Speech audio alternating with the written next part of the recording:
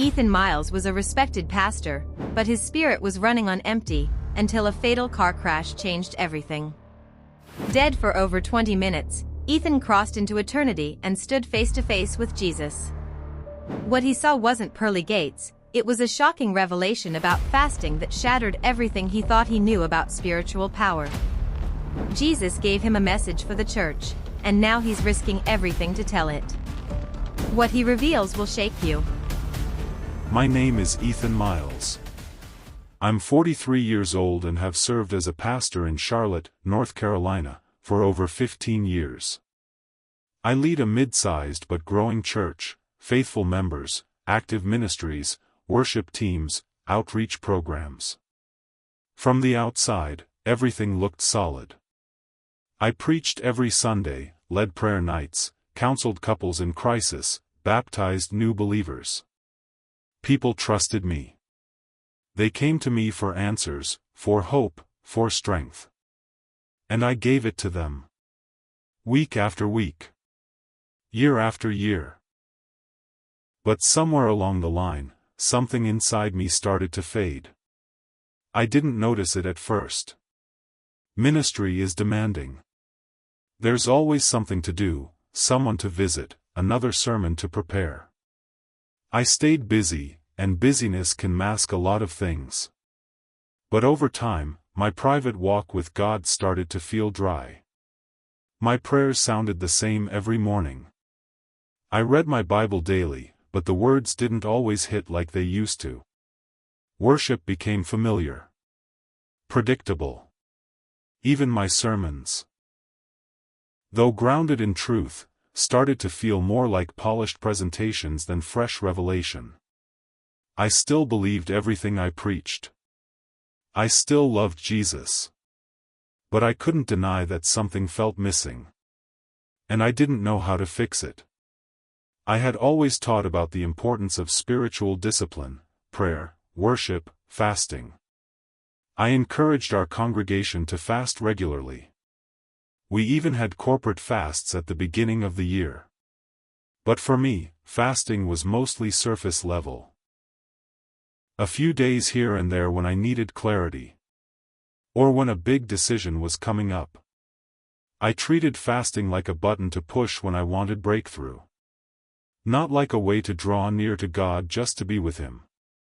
I talked about fasting, but I didn't really live it. Not deeply. Not consistently. Somewhere inside, I knew I was surviving more than thriving. I could still go through the motions, and no one around me could tell the difference, but I could. And I was tired. Not physically. Spiritually. Like something in my soul had grown quiet. Then came the nudge. It wasn't loud. It wasn't a vision or a booming voice from heaven. It was just a feeling. A subtle tug in my spirit.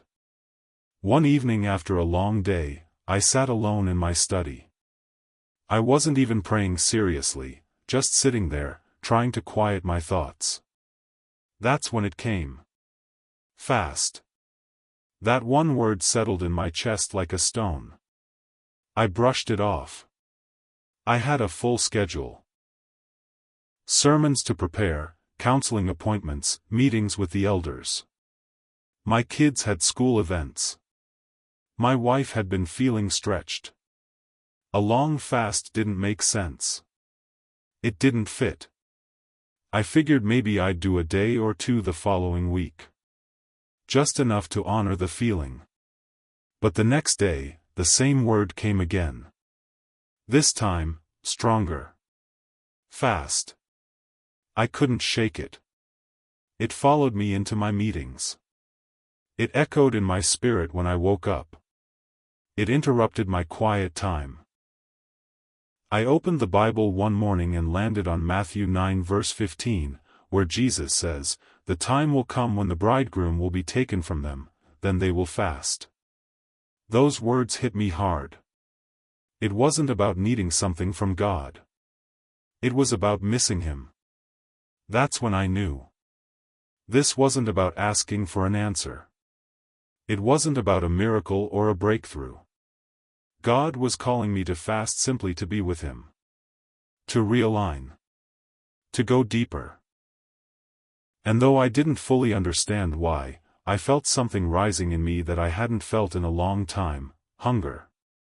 Not for food, but for God. And I knew I had to say yes. The prompting didn't go away. If anything, it grew louder each day. Not in sound, but in weight. Every time I sat down to pray, the word fast would press into my chest like it was being carved there. At first, I tried to negotiate with it. Maybe a partial fast. Maybe just skip a few meals here and there. I had responsibilities, after all: my church, my family, my health. I couldn't just drop everything. What would people think? What if I got weak, sick, or couldn't keep up with my work? I had fasted before, 2 days at most. 3 if I was really focused. But never anything close to what I was now sensing. This wasn't about skipping meals. This was a call to go all in. A full water-only fast. 40 days. I thought it was crazy. I questioned whether it was really from God or just my own mind trying to chase some kind of spiritual high. But every time I tried to dismiss it, the conviction would come back stronger. Not with guilt. Not with pressure. Just a clear, quiet insistence that would not let go. On the 5th morning of wrestling, I sat in my usual chair, Bible in my lap, coffee untouched beside me. I asked God again, "What do you want from me?" I flipped to the Gospel of Matthew, and my eyes landed on chapter 9, verse 15. The time will come when the bridegroom will be taken from them, then they will fast. It felt like those words leapt off the page and wrapped around my heart. I had read that verse 100 times, but this time it stopped me cold. Jesus wasn't talking about fasting because of a need, He was talking about longing. Absence. Hunger for presence. Right then, I stopped arguing. That afternoon, I told my wife I was beginning a 40-day fast. I assured her I would pace myself, that I wasn't trying to be extreme. She was concerned, but she saw how serious I was. And so it began. The first 2 days were brutal. My head ached. My body begged for food. Every commercial, every smell, every routine reminded me how much of life revolves around eating. I felt distracted, irritable, tired. But by day 4, something began to change. The hunger in my body started to quiet, but the hunger in my spirit grew louder. It was like a layer of static was being cleared away. I could feel God's nearness more sharply than I had in years. The Bible opened up in a fresh way. My prayers felt less like rituals and more like real conversations. I wasn't fasting for a miracle. I wasn't fasting for a breakthrough. I was fasting because I needed Him. And for the first time in a long time, I wasn't just surviving my faith. I was waking up in it. It was day 9 of the fast.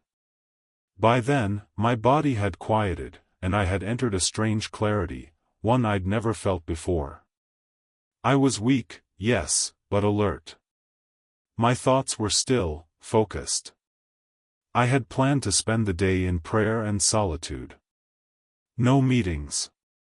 No emails. Just me and God.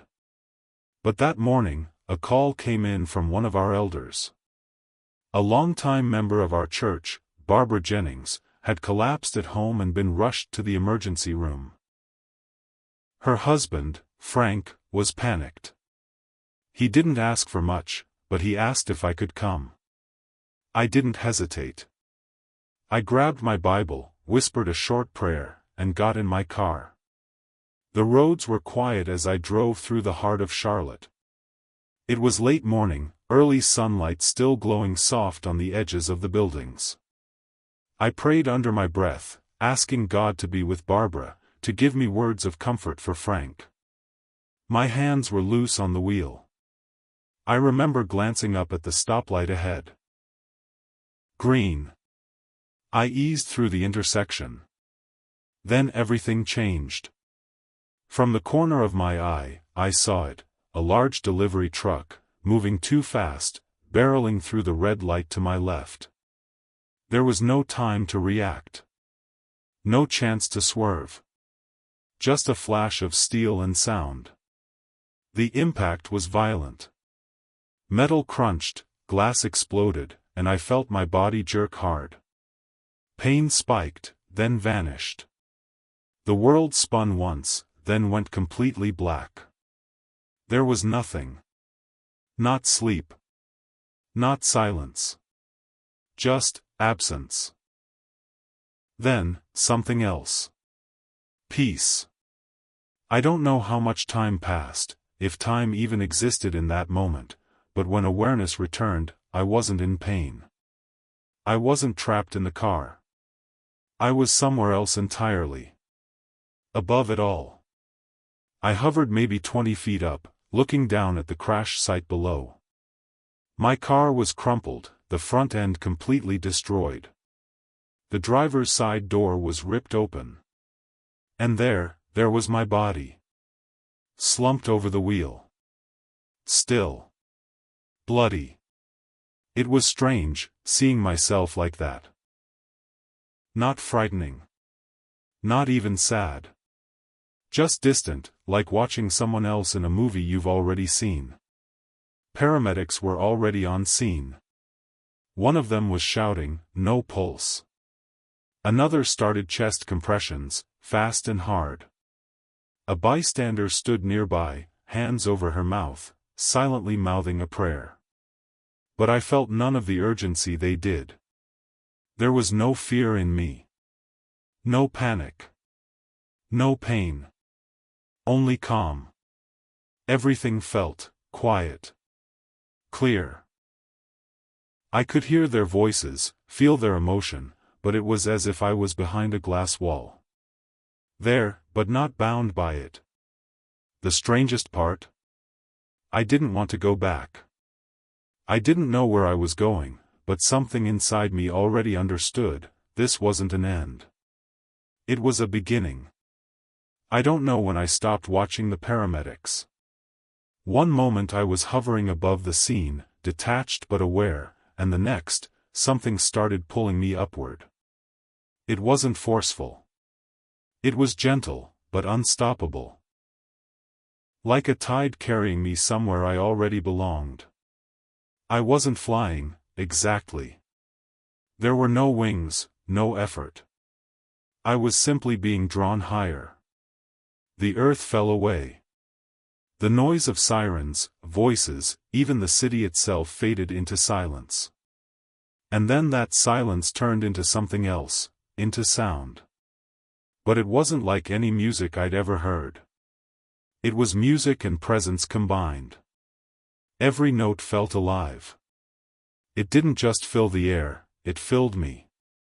Every tone, every harmony carried purpose. And it carried peace. Light began to bloom around me. Not harsh or blinding, but radiant, layered in colors I don't have names for. Golds that pulsed with warmth. Blues that sang. Pinks that moved like wind. The colors didn't just exist, they worshipped. Everything worshipped. The light, the sound, even the air itself. It all pointed toward one center. One glory. One name. Heaven wasn't just a place. It was alive. And I was finally home. I found myself standing, or maybe floating, on what felt like solid ground, though it shimmered like water and hummed like song. All around me, beauty stretched without end, fields of light, rivers of fire that didn't burn, skies swirling with movement and majesty. And in that expanse, I saw something strange, golden threads rising from earth below. Thousands, maybe millions. some thin and trembling. Others thick and blazing with energy. Some reached all the way up with strength and purpose. Others flickered and vanished before they reached the heights. I somehow knew what they were: prayers, acts of devotion, worship, fasting. Each thread a bridge between earth and heaven. Some lifted whole cities. Others came from one quiet soul in a dark room. And then I felt him. Before I saw him, I felt him. The atmosphere shifted. Time stilled. My very being reacted. Then Jesus stepped forward. He didn't walk in. He didn't arrive.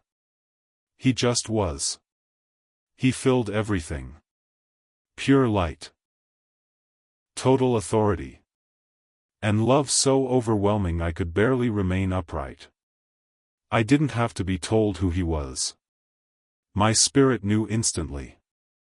This was Jesus, not as I had preached him, not in paintings or stories, but as he truly is. His eyes held eternity. His voice hadn't spoken yet, but it was already echoing inside me. I fell to my knees, undone, not out of fear, but out of recognition.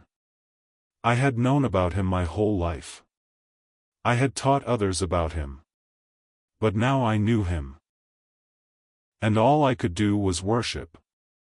He looked at me, really looked at me, and somehow, in that gaze, I felt more known and more safe than I ever had before.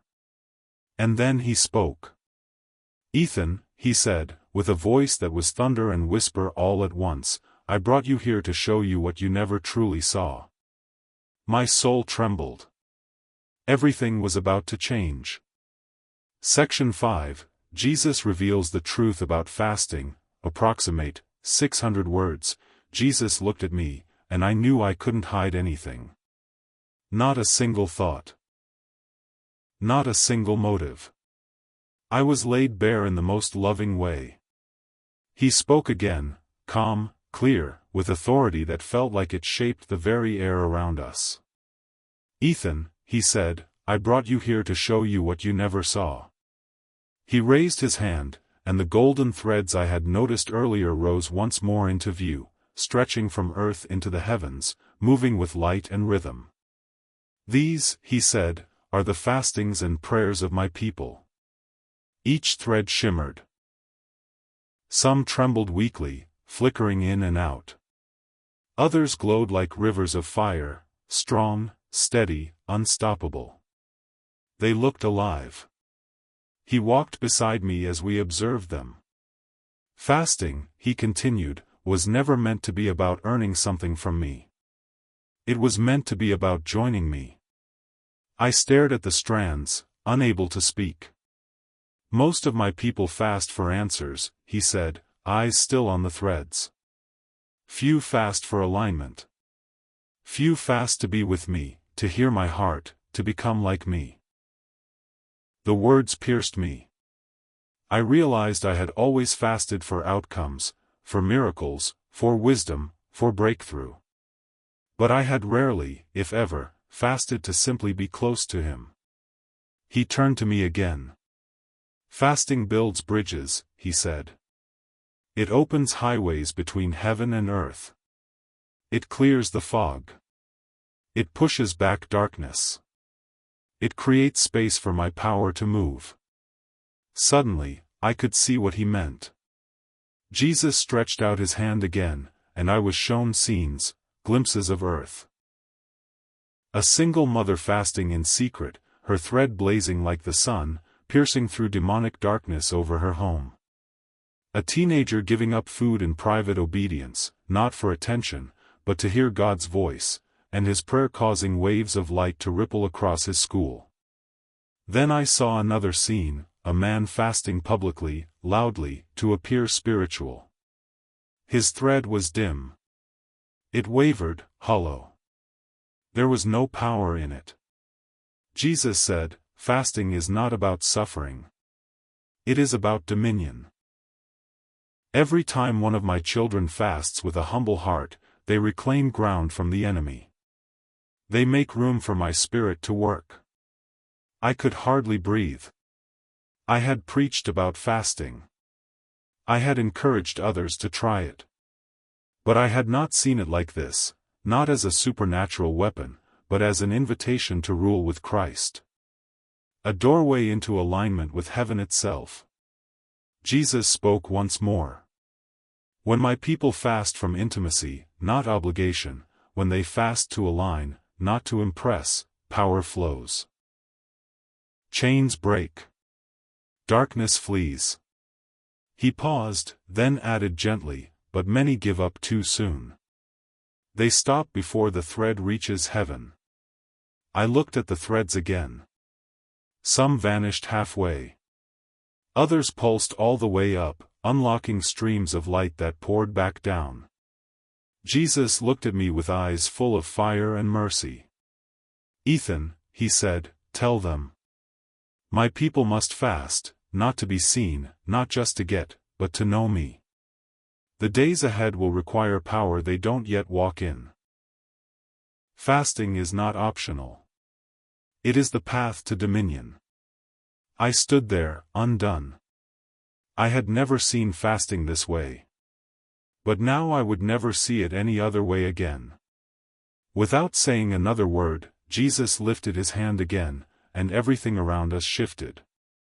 The golden threads faded, and suddenly I was watching moments from Scripture, but not how I had ever read them. It began on a mountain. I saw Moses, frail and weathered, climbing toward the clouds at Sinai. His face was determined, his body weak, but his spirit was locked in. I could feel the weight of the 40-day fast he had chosen. And now I saw what I'd never seen before. Around the mountain, spiritual forces were being driven back. As Moses fasted, the atmosphere around him cracked open. Heaven's glory wasn't just descending. It was responding. His fast didn't just prepare him for the commandments. It made room for the encounter. Angels moved freely. Darkness couldn't come near. The mountain shook because heaven was meeting earth. Then the scene changed. Now I saw Daniel, in Babylon. He knelt beside his window, his hands trembling as he prayed. I watched as his simple, faithful fast pushed back layers of thick spiritual darkness that blanketed the region. Behind the veil, I saw resistance, demonic powers trying to choke the message Daniel was seeking. But his fasting didn't stop.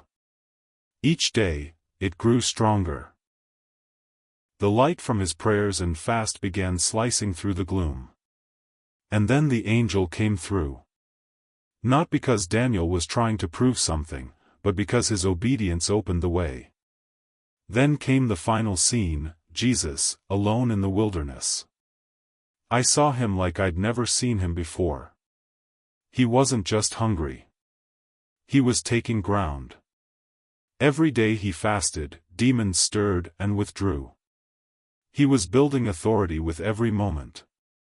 As the days passed, his presence began to shift the air itself. Even before he cast out a single demon in his public ministry, I saw the enemy already weakening, because of what he was doing in secret. Jesus turned to me. "Every day my people fast with a pure heart," he said, "they gain authority." I stood in silence, taking it all in. These fasts were not about weakness, he said. They were about warfare. My people fast, and the heavens open.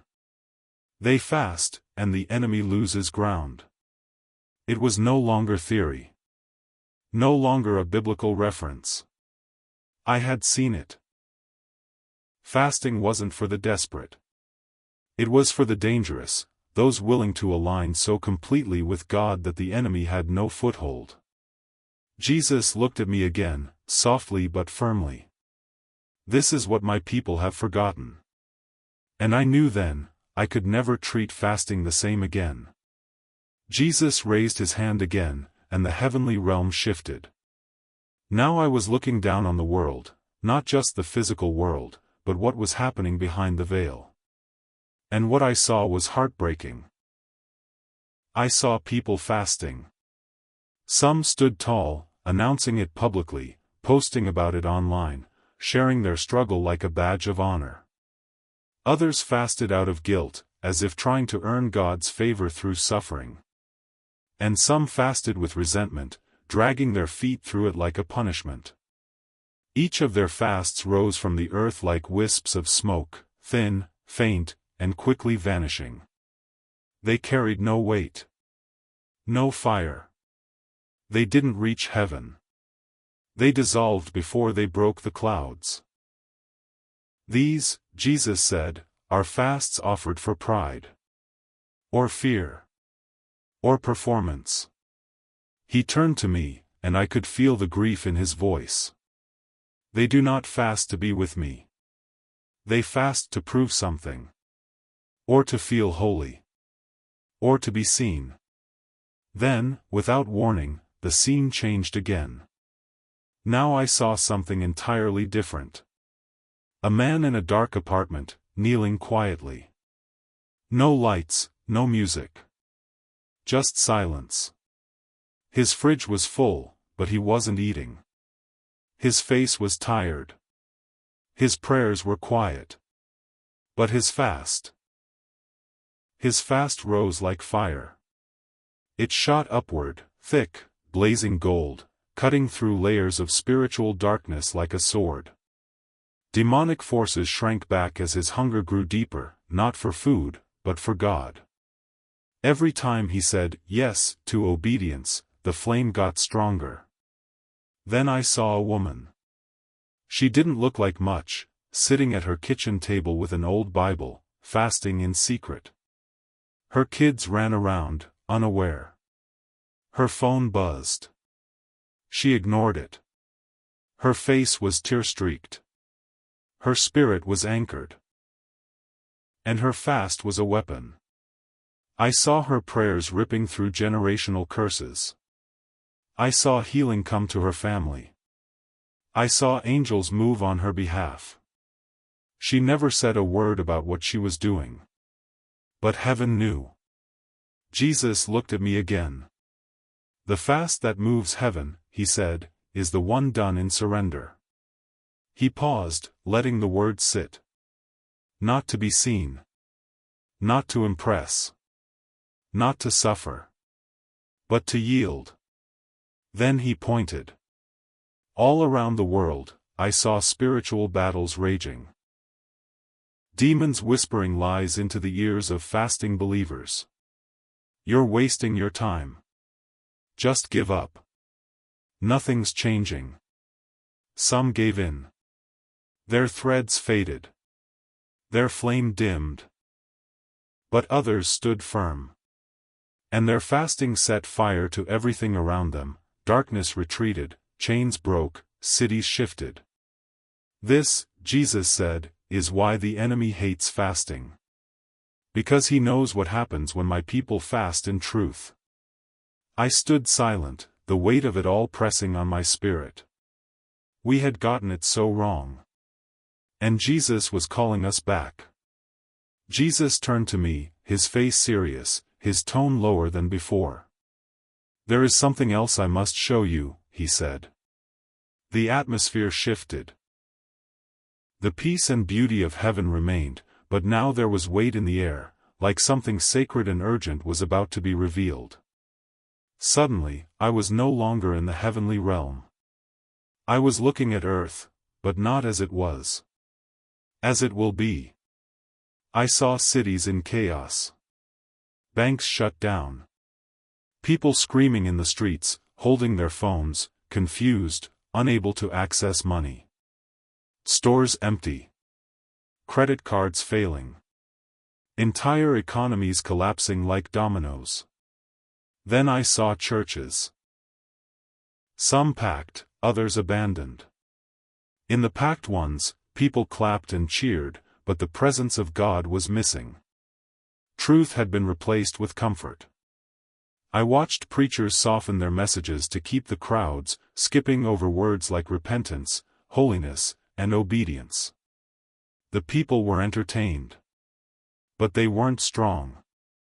Jesus spoke beside me, his voice like steady thunder. The days ahead will not be easy. They will shake the world. I then saw waves of spiritual darkness spreading like smoke, deception, fear, confusion.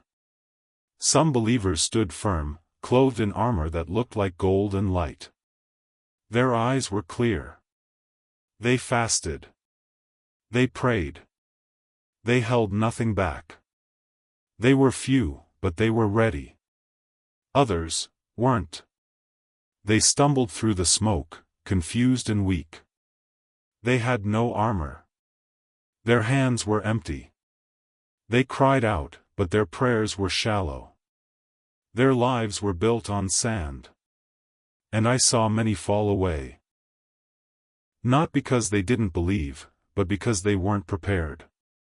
Jesus turned to me again. Fasting is not optional. It's survival. He said it with fire in his eyes. I looked around, and my heart broke. So many were unprepared. So many had been taught to pursue ease and blessing but not power and sacrifice. So many churches had skipped the hard teachings.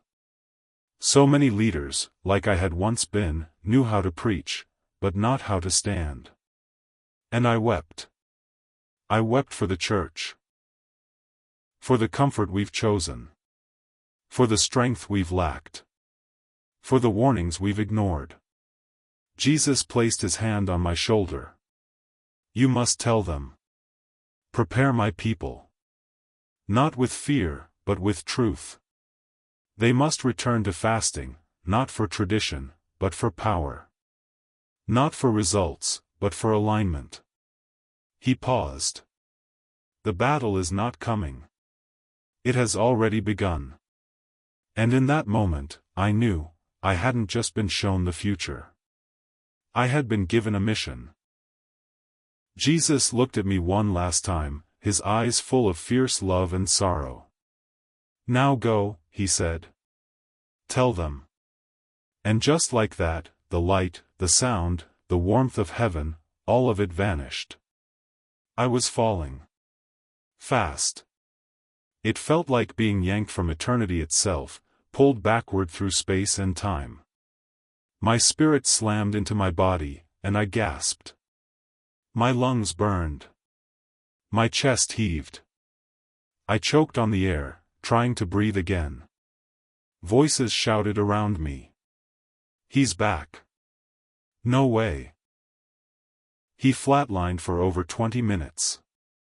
Doctors and nurses were scrambling, some frozen in disbelief.